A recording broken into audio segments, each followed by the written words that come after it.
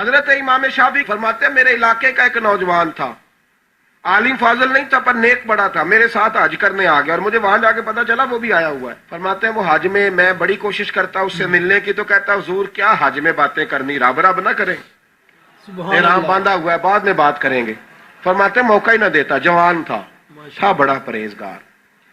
فرماتے ہیں وہ جب بھی دعا کے لیے ہاتھ اٹھاتا تو کہتا یا اللہ مجھے قبر میں بھی نماز کی اور قرآن کی توفیق دینا۔ سبحان اللہ سبحان کہاں؟ اللہ ماشاء اللہ۔ مولا علی ایک دن آ کے کھڑے ہو گئے، عرض کرنے لگے یا رسول اللہ جنت میں نماز بھی ہوگی کہ نہیں؟ اللہ حضور نے فرمایا علی نماز کی جگہ تو یہ ہے، وہاں تو اجر ملے گا نماز کا۔ تو عرض کرنے لگے حضور جہاں نماز نہیں نہ ہوتی علی کو مزہ کوئی نہیں آتا دن گزارنے، سبحان اللہ نماز ملے گی نا وہاں۔ کہاں جی؟ اللہ ہی خیر کرے، میں نے بیان ہی بڑا مشکل شروع کر دیا۔ جنت میں نماز کی تلاش۔ تو امام شافعی فرماتے ہیں کہ وہ نہ دعا مانگ رہا تھا یا اللہ قبر میں بھی توفیق دینا، اور میرے قابو نہیں آتا تھا، میں بڑی کوشش کرتا ذرا بیٹھے کو بات چیت کروں پر وہ نکل جاتا اور اپنی عبادت میں لگ جاتا۔ فرمانے لگے ایک دن نہ وہ حتیم کے پاس بیٹھ کے قرآن پاک پڑھ رہا تھا، میں 2-3 دفعہ گزرا تو پڑھ ہی رہا تھا، میں نے کہا آج قابو آ گیا ہے۔ میں اس کے پیچھے بیٹھ گیا اور میرے دل میں خیال تھا کہ جتنا بھی آج پڑھے گا نا میں نے اسے 2-4 باتیں کر کے ہی جانا ہے۔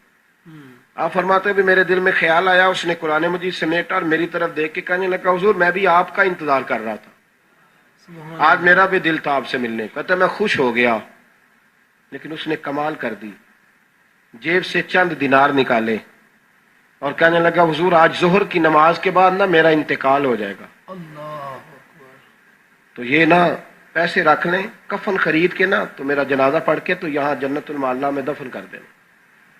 امام صاحب کہتے ہیں میں اگلے لفظ کہنے لگا تھا کہ مجھ پہ سختہ آ گیا، کہنے لگا حضور مہربانی کر دیں کہ آپ میرے علاقے کے، میں چپ کر گیا۔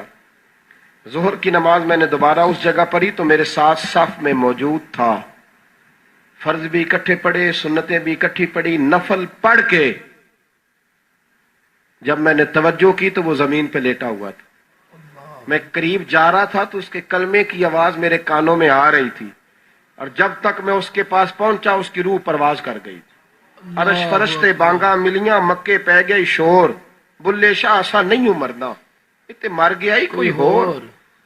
آپ فرماتے میں نے غسل دیا، کفن دیا، دفن کر دیا۔ کئی سالوں کے بعد میں دوبارہ آیا، اسی جنت المعلا میں مجھے ایک اور جنازہ پڑھنے کا موقع ملا۔ میرے دل میں ہمیشہ خیال آتا تھا کہ وہ تو کہتا تھا یا اللہ قبر میں بھی قرآن کی توفیق دینا، تو یا اللہ مجھے دکھا وہاں پڑھتا ہے کہ نہیں پڑھتا۔ تو امام صاحب فرماتے ہیں وہ میرے دل میں بات تھی، اللہ نے موقع دیا، میں دوبارہ جنازے میں گیا تو جو قبر کھودی گئی وہ اس کی قبر کے بالکل ساتھ تھی۔ اچانک میری نظر پڑی تو قبر کی دیوار گر گئی، لوگ پریشان ہو گئے، کہنے لگے آپ عالم اب آپ بتائیں کیا کرنا ہے؟ تو کہتے ہیں میں نے جھانک کے ذرا آگے دیکھا تو اندر بیٹھ کے قرآن پاک پڑھ رہا تھا۔ اللہ اکبر سبحان اللہ۔ تو میری طرف دیکھ کے کہنے لگا السلام علیکم امام صاحب، یہ دیوار شیوار کوئی نہیں گری، یہ اللہ نے آپ کی دعا قبول کر لی ہے، آپ کو پتہ چل گیا نا رب نے مجھے قبر میں بھی قرآن پڑھنے کی توفیق عطا فرمائی۔ سبحان اللہ سمجھ آ گئی نا آپ کو؟ فرمانے لگے اب دیوار بند کر دو اور مہربانی کرنا دوسروں کو نہ بلانا۔ میں ٹھیک ہو گیا، آپ کی دعا قبول ہو گئی۔ بھائی قرآن پاک سے دلچسپی، شوق پیدا کریں، ذوق۔ یار کچھ نہ ہو سکے تو اسے دن میں ایک دفعہ چوم کے سینے سے تو لگایا کرو، اس میں ہی بڑا ذائقہ ہے، اس میں ہی بڑا لطف ہے، کبھی اس سے پیار تو کر کے دیکھو۔ بے شک یہ اللہ کی کتاب ہے اور اس کا ایک ایک حرف وہ ہے جس کی تشریح مدینے کے چاند نے بیان فرمائی۔ سبحان اللہ۔